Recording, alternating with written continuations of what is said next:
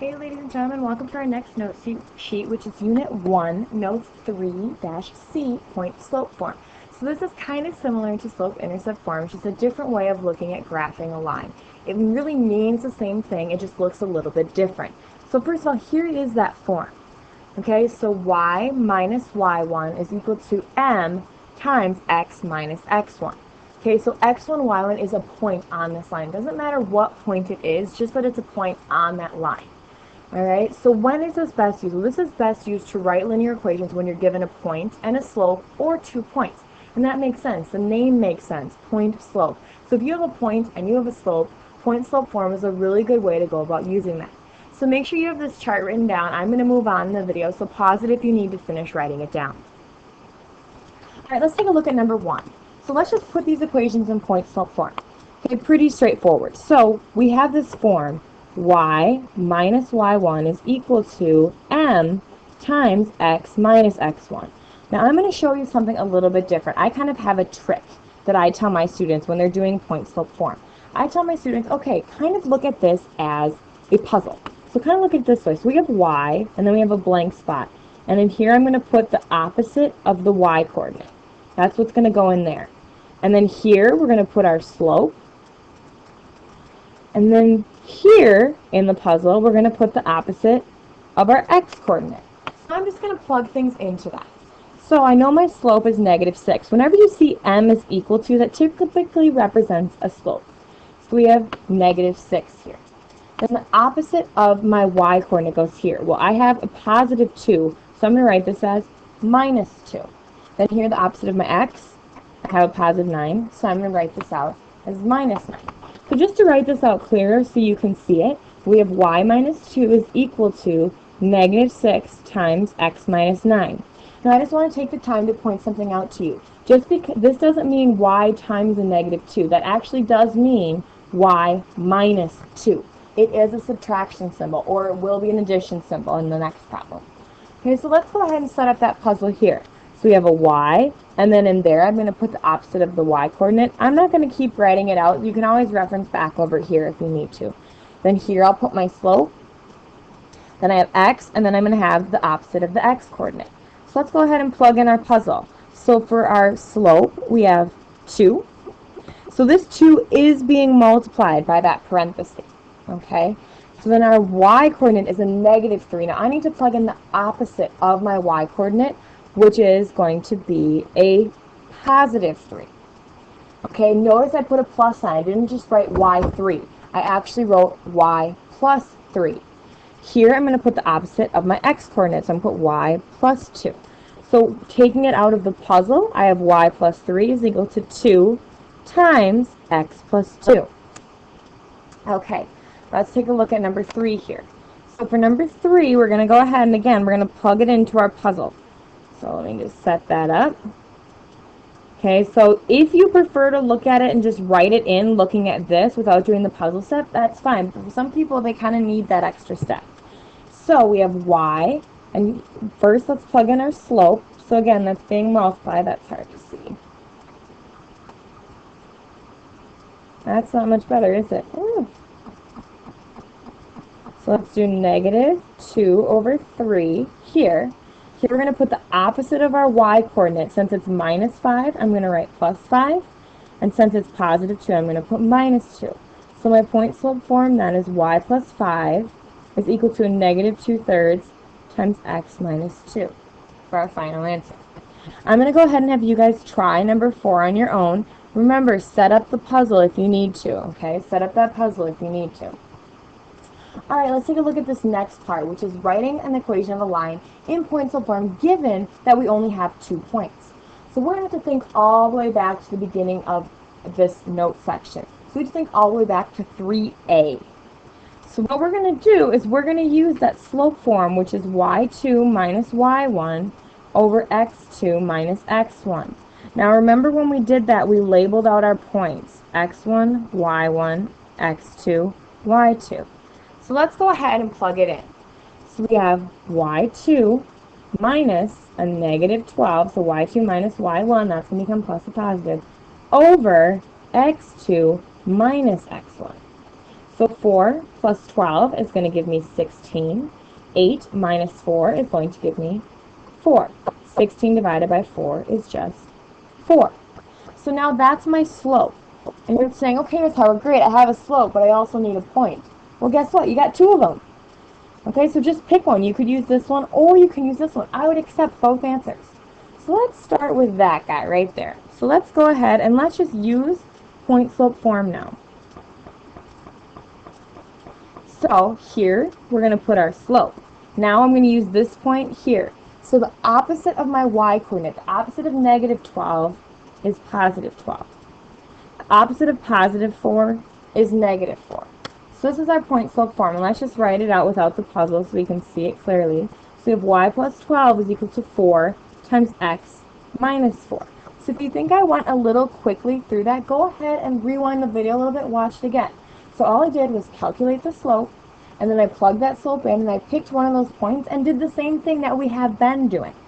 So let's go ahead and do that again for number 6. Let's plug it in. So for this one, we're going to have, let's label our points, x1, y1, x2, y2. So we have y2 minus y1 over x2 minus x1. So remember, minus minus becomes plus plus. So 2 plus 7 is going to give us 9. Ooh, that did not turn out pretty, did it? It's going to give us 9. And then 2 plus 4 is going to give us 6. Now I look at 9 and I look at 6 and I realize that both of those numbers are divisible by 3. So divide both of those by 3 and you get 3 halves. Okay? So let's go ahead and let's put that into point-slope form. So we have our puzzle. And now we're going to plug in what we know. And you can pick. Let's use the second point this time just for fun. Okay, really it ultimately means the same thing. So our slope goes here. And then our opposite of our y-coordinate, opposite of positive 2 is negative 2. Opposite of positive 2 is negative 2. So we have y minus 2 is equal to 3 halves times x minus 2. All right, let's move on to the next one. So for number 7, again, let's go ahead and I'm going to calculate out the slope, and I'm going to have you put it in point-slope form. So we have x1, y1, x2, y2. So we have y2 minus y1 over x2 minus x1. So negative 3 minus 1 is negative 4 divided by negative 2. Now notice that both of those are negative. We'll look at it this way. Negative 4 divided by negative 2, well, the negatives are going to turn positive. 4 divided by 2 is just 2. Okay? So we can go ahead and then you can go from there and you can plug that in to point-slope form. So here's your puzzle.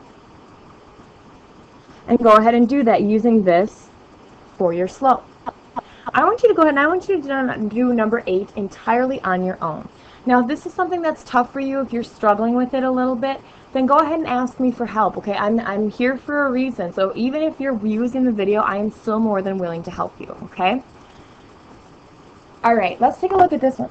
Read the directions. Directions say write the following equations in slope-intercept form.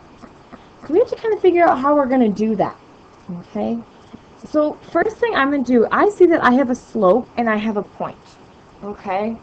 So when I have a slope and I have a point, the best thing to do, right, is to put it into point-slope form. So I'm going to do that. So my slope is negative 3. Opposite of my y-coordinate is going to be minus 3. Remember, you're subtracting. And then I'm going to do plus 2, because opposite of negative 2 would be adding 2. So let's write that out. So I have y minus 3 is equal to a negative 3 times x plus 2. Now, to get something into slope-intercept form, what you have to do is you have to solve for y. That's exactly what we're going to do right now. We're going to solve for y. So I'm going to start doing that by distributing in the negative 3. So negative 3 times x is negative 3x. Negative 3 times 2 is negative 6. So the last thing I need to do to solve for y is to get rid of that negative 3. So I'm going to add 3 to both sides. So I'm going to get y is equal to a negative 3x minus 3. So that right there is your final answer. Okay? Let's take a look at number 10. So for number 10, we want to go ahead and again put it into point slope form with our puzzle. So our slope is 2. Here's going to be the opposite of our y, so I'm going to do minus 5. And then I want to do the opposite of my x, which is going to be plus 4. So now I have y minus 5 is equal to 2 times x plus 4. So now I need to go ahead and I need to solve this out. So I'm going to start by distributing in that 2. So y minus 5 is equal to 2 times x, which is 2x, 2 times 4, which is 8. Last thing I need to do to solve for y is to add 5 to both sides. So then I get 2x plus 8 plus 5 is going to give me 13. So I just solved that for y, and that gave me my final answer. I want you to do number 11 on your own. Let's take a look at number 12. So for number 12, we're going to set this up, and I'm just going to kind of write it in point slope form here real fast. So our slope, like that. So we have y minus 2 is equal to a negative 1/2 times x plus 4. So we have to now distribute in that a negative 1/2, which is kind of confusing. Okay, so look at that as dividing by 2 when we get to the second part. So I can take and write negative 1/2 x, that's something we've seen before, down 1 over 2. We can do that. Well, now I'm taking 4 times a negative 1/2. Well, 4 times a negative 1/2 is the same as 4 divided by negative 2. So that's going to give me a negative 2. So now all I have to do is solve for y. So I'm going to go ahead and add 2 to both sides. So then I get that y is equal to negative 1/2 x. Negative 2 plus 2 is actually going to cancel out. So I'm just left with y is equal to a negative 1/2 x. Next, let's take a look at numbers 13 and 14. It wants us to write it in slope-intercept form, but all we have is 2 points. So think back to earlier on in this note sheet. When we were given 2 points, we calculated the slope.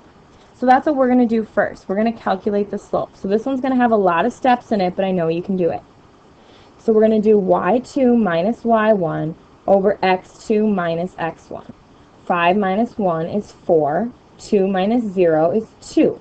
4 divided by 2 is 2. So now I have a slope, and now I have a point. So I'm going to put it into point slope form. So hopefully you're getting comfortable with that point slope form. So here goes my slope, and then opposite of my x coordinate is here, so minus 0, and opposite of my y coordinate. Now, to get that into slope-intercept form, I'm going to actually have to solve that for y. So I'm going to distribute in the 2. So I have y minus 1 is equal to 2 times x, which is 2x. 2 times 0 is just going to be 0. Add 1 to both sides, and then you get y is equal to 2x plus 1. So I know I kind of hurried through that. If you need to watch it again, definitely do that, or come and talk to me about it. But I do want to get this next one set up for you. So let's calculate out that slope quickly. So we have y2 minus y1 over x2 minus x1. Remember, minus minus becomes plus plus. So we have negative 6 divided by positive 6. And when you do that, you get negative 1. So our slope is going to be equal to a negative 1. So what I want you to do now is to put it into point slope form and solve for y. So pick one of these 2 points, use your slope, put it in point slope form, solve for y. Once you've done that, make sure your note sheet is complete. Go ahead and bring it up to me, and I will hand you the homework. Thanks for listening.